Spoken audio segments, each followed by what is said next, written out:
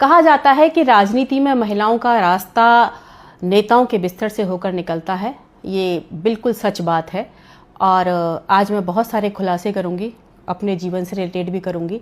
और अभी जो मधु किश्वर हैं वो आरोप लगा रही हैं, मोदी नामा जिन्होंने लिखी है उनकी बायोग्राफी लिखी है। जो जिसकी बायोग्राफी लिखता है तो उसकी पर्सनल लाइफ के बारे में, उसके अंदर तक बहुत सारी चीज़ों के बारे में उसको पता होता है। तो आज वो इस बात को खुलासे कर रही हैं कि ऐसा है, तो मैं समझती हूँ कुछ ना कुछ सच ही होगा, उसमें गलत तो वो नहीं बोलेंगी।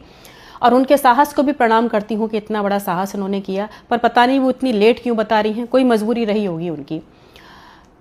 मैं 2009-10 में जब अपने स्कूल और कॉलेज चलाया करती थी, तो जब कभी सिटी में कोई प्रोग्राम होता था, कोई आया है, तो मुझे वक्ता के तौर पर लेक्चर देने के लिए बुलाया जाता था।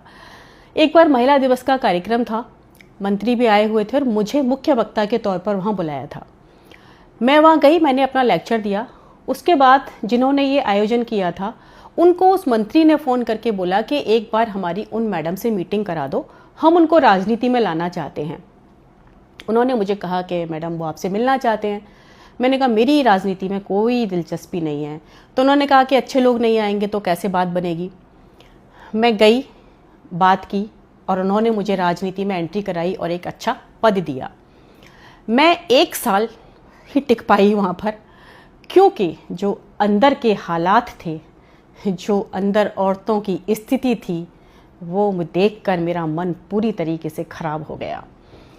और ये सच बात है कि 90% महिलाएं जो है इसी रास्ते से होकर वहाँ पहुँचती हैं। 10% महिलाएं सिर्फ वो हैं जो कि या तो बहुत पॉलिटिकल बैकग्राउंड से आई हुई होती हैं मजबूत, या फिर जनता का उनके पास इतना बड़ा समर्थन होता है तब वो वहाँ पहुँचती हैं।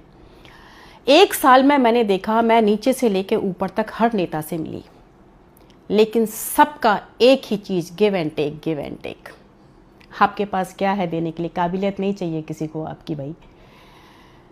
महिला पार्टी ऑफिस में एक बार 2 महिलाएं बात कर रही हैं, दोनों पार्षद हैं। एक को टिकट दे दिया, दूसरे को नहीं दिया। जिसको नहीं दिया वो कह रही है कि और क्या करूं, सब तो कपड़े खोल दिए, सब तो दे दिया, फिर भी टिकट नहीं दी। ये सुनकर मैं सन्न रह गई। हमने कहा कि आप इस बलबूते पर राजनीति में आएंगी? तो उन्होंने मुझे कहा कि तुम क्या सोचती हो, तुम अपनी काबिलियत के दम पे ऊपर पहुंचोगी?